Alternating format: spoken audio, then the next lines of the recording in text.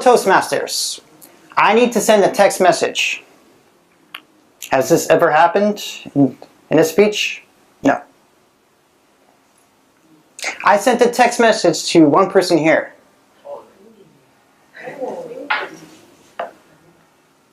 Do you want to know what it says?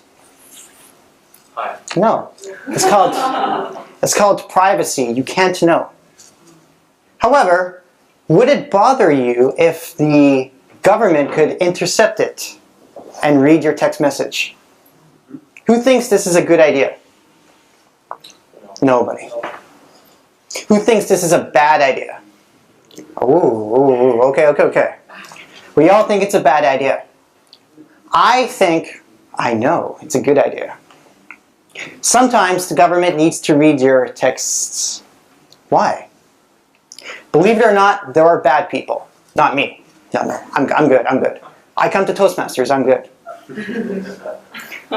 But you have to admit, in the world, there are some individuals who embark on nefarious activities. They do acts that destroy our world. For example, September 11th, 2001. London, July 2005. France, last year. Acts of terrorism. Could they have been stopped? Maybe. Here's a question. Do you think, before they acted, they sent each other a text? Possibly. Did they call each other? Right. They might have said, I need you to meet here. I will give you the package. Take the package to this place and open fire. Ooh, that's bad. Now, would you want to know that they're doing this? Yes or no? You want this to stop. How can you stop them? Text message, right? In the States, the NSA, it's their job to monitor phone calls, emails. Whenever you send an email, the NSA can grab it and read it. But is somebody actually reading every message? No.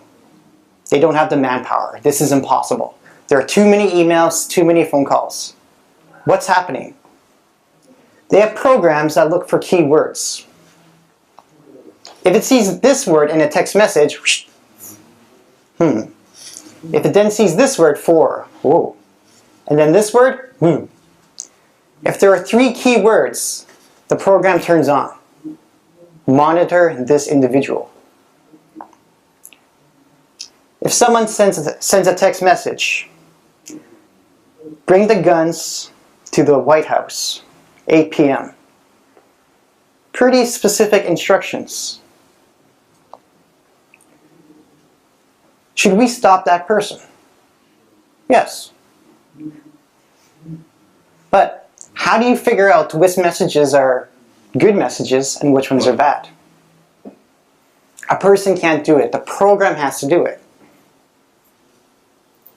Now, you don't want the government reading your text messages or your emails. That's fine.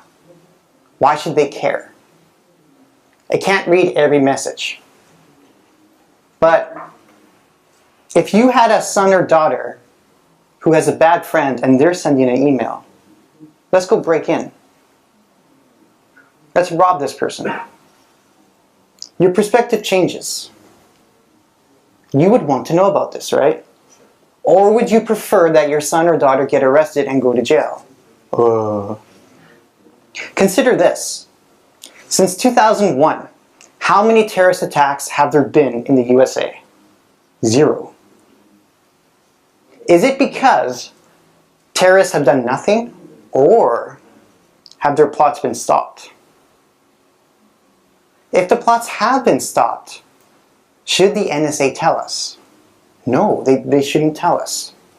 Because if they tell you how they stop people, the terrorists and bad guys will do a different thing.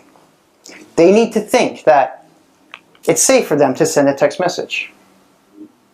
They need to believe that it's safe to call someone. Now, CJ, can you do me a favor? Okay. What was the message?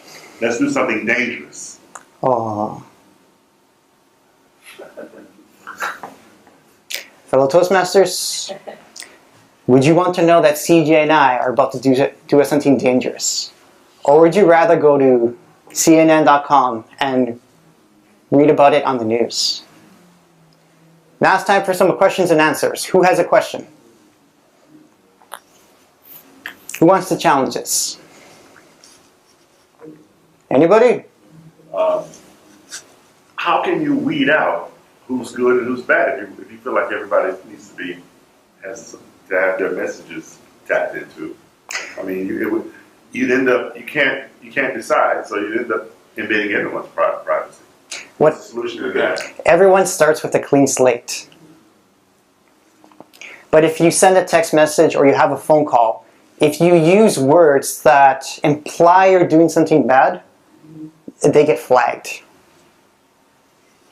If you write the word bomb in an email message, well, maybe the party bombed. That's okay. But if you write, I made a bomb in Pakistan with the Taliban, 3 important words, boom, boom, boom. Suddenly we should focus on this guy. And if they send a second email with the same words, okay, this is a problem. Again and again. Ricky. You seem to know a lot about this. Is there a reason why you're connected that you're here in Korea? What's my reason? You're here in Korea. Why am I here in Korea? With all this information about terrorism and how technology works. Yeah, I'm going to erase this thing from It's too late. It just got flagged. Back to Ricky's question. Your question is, why am I here? Is there a reason why you're here? With all this knowledge about terrorism and how technology, did you get caught? Are you busted? If Jose turns off the camera, no, I'm just here to teach English. But you know what? I was thinking, I saw a TV show once where people were going into the dressing room in a clothing store and putting on stolen clothing and walking out and covering with their old clothing and then walking out. And then so what they decided they would do is they put surveillance cameras in the dressing room. And they were invading women's privacy. Now that was very, now you can say, well, hey, we keep losing material because people are stealing. So we have to put surveillance cameras in the dressing room. So a woman's taking off her clothes and a man is in there and a man is at the camera or the camera watching. Is this a question? Well, I'm saying it's kind of an addendum to what I was saying before. You saying basically that it's necessary. And is there a reason why you're in Korea? Yeah. Okay. I'll try to address it as a rebuttal. It's a comment. Comment. So either we let people shoplift or we implement measures to inhibit this.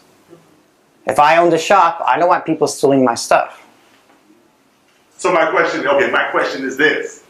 If it requires invasion of privacy to stop thievery or terrorism, is it okay? Here's the way I see it. I met an English teacher here in July 2008. He was on a train in England in July 2005. He was on the train where the bomb didn't go off.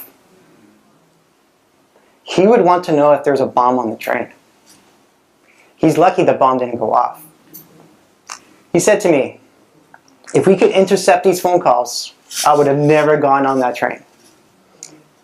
I think we're willing to sacrifice our personal safety, our personal information for safety.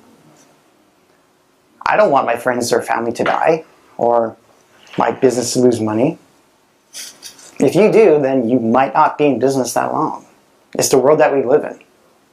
The world we want and the world we have, they aren't the same thing. It's the world we have. I'm going to send you a second text message. If you get a knock on the door tomorrow morning, don't answer it. I never do anyway. Fellow Toastmasters, thank you.